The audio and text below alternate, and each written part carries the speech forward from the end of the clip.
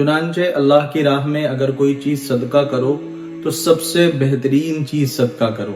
یعنی کہ ایک واقعہ ہے، حضرت ابو ذر غفاری رضی اللہ تعالی عنہ اتنے جلیل القدر صحابی اور بہت زیادہ مالدار بھی اللہ نے انہیں بنایا، لیکن جب ان کو کوئی چیز صدقہ کرنا ہوتی تو وہ اپنی چیزوں میں سے سب سے بہترین چیز ہوتی اسے صدقے کے لیے پیش کیا کرتے تھے.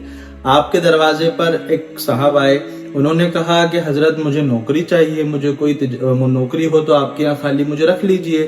تو انہوں نے کہا ٹھیک ہے میں آپ کو رکھ لیتا ہوں، لیکن اس شرط پر رکھوں گا کہ آپ کو جب بھی میں کہوں کہ مجھے کوئی چیز صدقہ کرنی ہے تو آپ میرے مال کی سب سے بہترین اور اچھی چیز پیش کریں گے صدقہ کرنے کے لیے.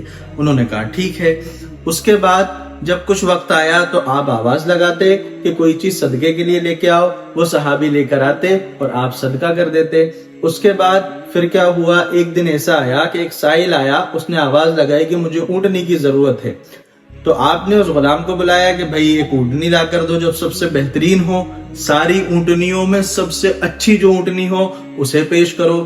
جب وہ بندہ اونٹنیوں کو دیکھنے کے لیے باغ کے اندر گیا اور اس نے دیکھا کہ ساری اونٹنیاں تو اچھی جو ہیں وہ صدقہ ہو چکی ہیں، لیکن یہ ایک اچھی اونٹنی ہے جو دودھ بھی دیتی ہے، اس سے آگے نسل بھی چلے گی، اس کے علاوہ میں اس کے سیکنڈ نمبر کی جو اچھی اونٹنی ہے وہ پیش کر دیتا ہوں.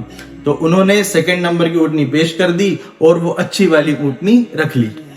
اب ایک مرتبہ حضرت ابو ذر غفاری رضی اللہ تعالی عنہ جب وہاں سے گزرے، انہوں نے دیکھا کہ یہ تو اونٹنی بہت اچھی ہے، دودھ بھی دیتی ہے اور اس سے آنے والی نسل چلنے کا بھی اندیشہ معلوم ہوتا ہے، تو سب سے بہترین اونٹنی تو یہ ہوئی. اس غلام کو بلایا، کہا تم نے یہ اونٹنی کیوں پیش نہیں کی؟ جب وہ لینے کے لیے آئے تھے نا تو تم نے یہ والی اونٹنی کیوں نہیں دی؟ تو انہوں نے فرمایا کہ حضرت میں نے یہ سوچ کر اونٹنی نہیں دی کہ اس سے آپ کو فائدہ ہوگا آگے چل کے فیوچر میں.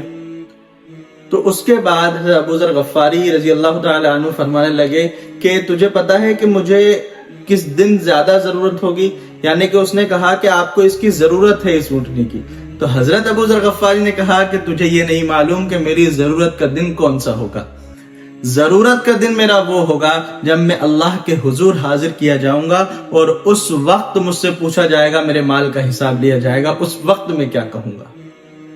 میرے دوستوں، جن کو مال دیا ہے وہ یہ نہ سوچیں کہ ہمیں یہ مال ہمارے عیش و آرام کے لیے دیا ہوا ہے، ہمیں پیسہ اڑانے کے لیے دیا ہوا ہے، ہمیں سواری گھومنے کے لیے دی ہوئی ہے. نہیں، جو مالدار ہوگا نا اس کا بھی حساب لیا جائے گا، تو وہ اپنے مال سے صدقہ کیا کرے.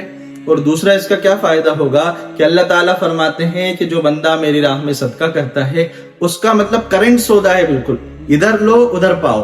یعنی کہ اللہ فرماتے ہیں کہ جو میرے راستے میں 10 دے گا میں اس کے 70 اسے واپس کروں گا. یہ اللہ کا وعدہ ہے. یعنی کہ اگر آپ اللہ کی راہ میں کوئی بھی رقم جو ہے 10 روپے 5 روپے 100 روپے جتنی آپ کی وہ ہے وسعت، اس حساب سے آپ کسی کو دے دیں اور دینے کے بعد پھر انتظار کر کے دیکھیں، اللہ تعالیٰ دنیا میں ہی اس کے 70 گنا آپ کو واپس کریں گے. اور اس کے علاوہ اللہ تبارک و تعالیٰ اپنے فضل و کرم سے قیامت کے دن بھی آپ کو اس کا بھرپور اجر عطا فرمائیں گے انشاءاللہ.